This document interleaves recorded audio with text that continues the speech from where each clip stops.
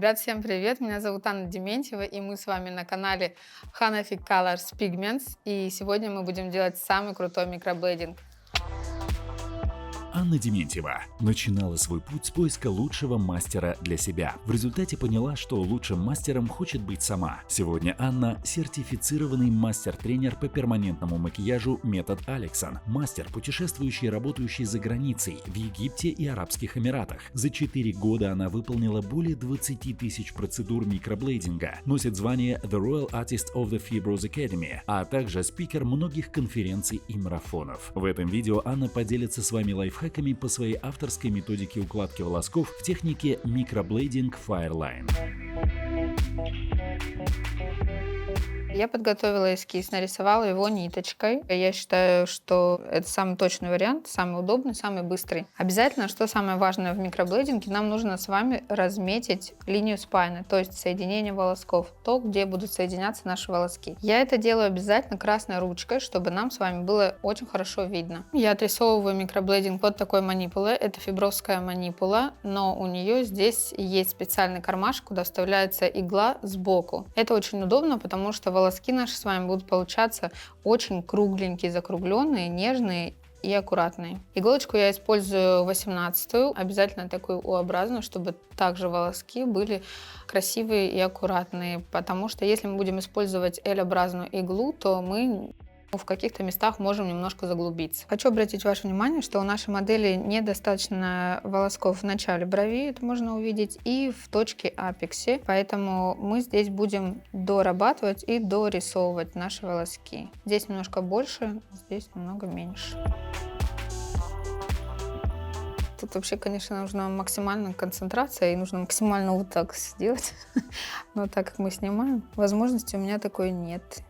И я буду делать это практически на лету. Наши 3 волоска первых уже положены, дело начато.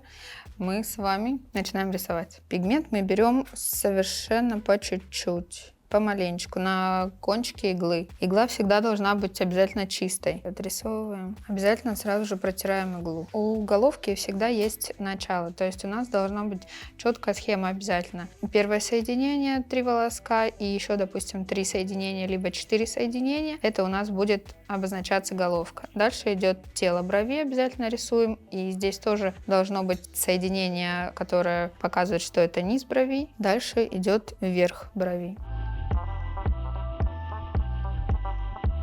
Когда мы делаем микроблейдинг, мы должны слышать характерный звук. Этот звук нам помогает понять глубину, на которую мы процарапываем наши волоски. Мы нарисовали 3 соединения в головке, и теперь мы будем рисовать нижние волоски. Нижние волоски у нас должны соединяться в нашу красную линию соединения. Все волоски должны быть прорисованы четко, чтобы вы прекрасно понимали, что, допустим, в головке у вас здесь 3 волоска, в нижней части брови здесь 3 волоска, в верхней части здесь 3 волоска, чтобы когда клиент придет к вам через год, четко видели и понимали вашу предыдущую схему, чтобы сделать ей коррекцию. Ваши волоски не должны быть нарисованы хаотично. Схема должна быть четкой.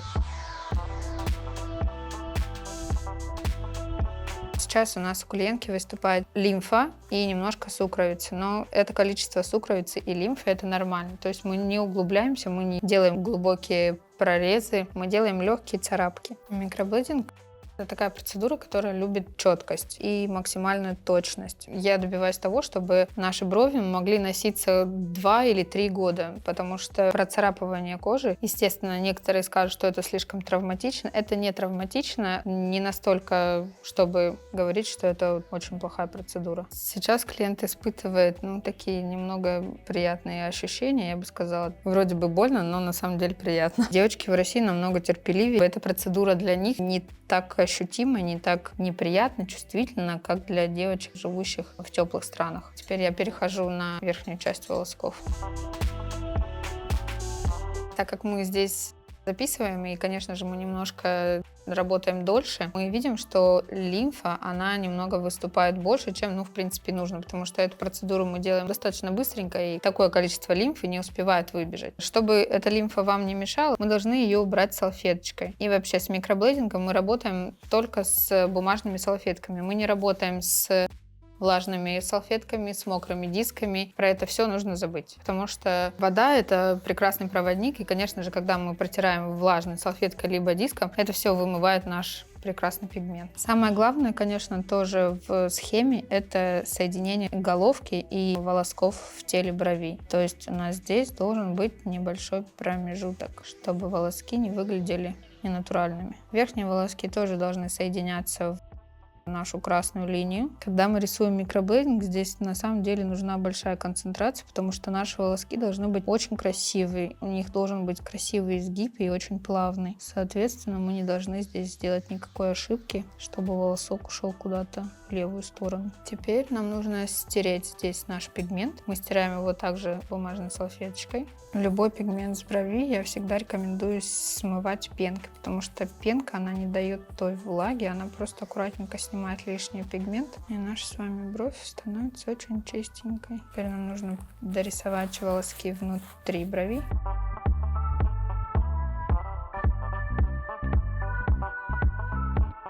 На прорезанные волоски мы немножко наносим пигмент, втирая.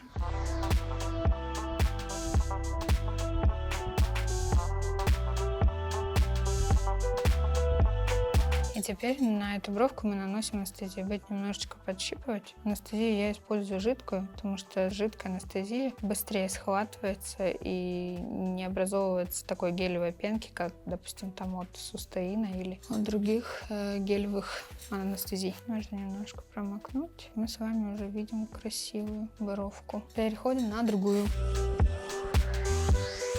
Первую бровку мы отрисовали за головой клиента, чтобы у нас были волоски красивые, плавные, ровные. Сейчас мы в камеру можем уже посмотреть, как отличается бровка с волосками и бровка без. Очень красиво. Прям вообще заколосилась просто бровь. Нам нужно, чтобы наша правая бровь клиента была также чистая, чтобы когда мы отрисовывали левую, мы видели наш рисунок и нашу схему, чтобы сделать все симметрично.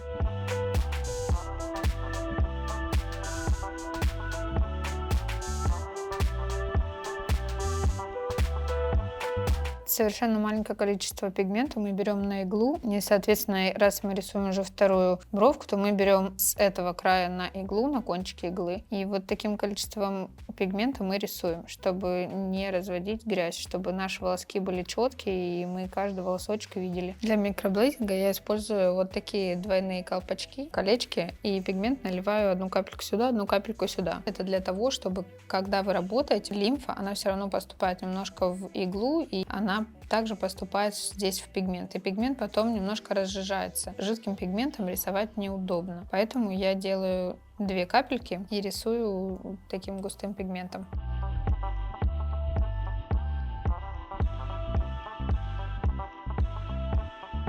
Когда мы прорисовываем волоски, то растяжка должна быть обязательно в 3 стороны, и мы пальчики не ставим на наш эскиз, чтобы не испачкать и не стереть его. И мне сейчас нужно стереть пигмент и прорисовать волоски внутри. Волосочки все были четенькие, мне нужно стереть пигмент. Я стираю обязательно зеленым мылом и обязательно через пенодозатор, который образует пенку. Не влажными салфетками и не водичкой, потому что пенка, она снимает только верхний слой пигмента, не вымывая его из волосков. Дорисовываем волоски внутри, тоже четко по схеме, то есть у нас наверху спайка из 3 волосков.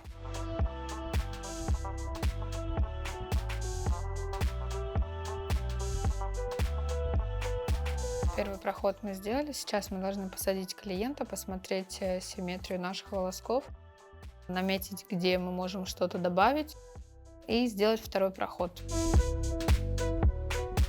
Сейчас нам нужно сделать второй проход, то есть нам сейчас нужно проработать все волоски. Мы будем делать их немножечко шире и укладывать пигмент, но не глубже. Иглу держим максимально перпендикулярно, то есть буквально 1-2 иголочками из этого ряда мы прорабатываем и процарапываем наши канавки. Игла также должна быть чистой, чтобы мы с вами видели каждый волосок, чтобы волосок не был задвоенный или разбитый, потому что волосок должен быть максимально четкий, то есть вы должны видеть начало и вы должны видеть конец. Жиденькая анестезия, она проникает очень быстро и, в принципе, хватает ее надолго, и микроблейдинг здесь весь сухой. Мы видим, что наши все волоски абсолютно сухие. Схема отрисовки, она у всех, конечно же, разная. Под каждый рост волосков мы подбираем схему. Начало брови может быть прямым, могут быть 3 волоска, может быть 2 волоска. Бывает у девочек рост волосков прям сразу же снизу и сразу же в бок идет. То здесь мы используем тоже немного другую схему, которая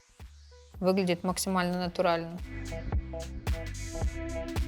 Итак, мы закончили прорисовку минеральными пигментами, и теперь нам нужно обязательно положить маску из органики. Органику я выбираю Ханафи, потому что она очень хорошо ложится и затекает во все волоски абсолютно. По заживлению наши волоски идеальные. Для нашей модели мы взяли Ханафи номер 3, и теперь мы втираем наш пигмент. Хочу напомнить, что микроблейдинг это не основная процедура, то есть это как бы подложка под ваш макияж. Девушке, конечно же, нужно не забывать о том, что если вы делаете макияж снаружи, то есть, да, outside, красите реснички, тени, то обязательно, конечно же, нужно нанести какие-то тени на бровки, потому что ваш макияж, он снаружи, а наш перманент, он как бы внутри, под кожей. Соответственно, конечно, объема здесь не хватает. То есть любой перманент, будь это пудра, будь это микроблейдинг или любые какие-то другие перманентные процедуры, это только подложка под ваш ежедневный макияж. У вас есть красивая форма, у вас красивые бровки, но если вы делаете макияж, то обязательно тоже не забывайте про ваши бровки.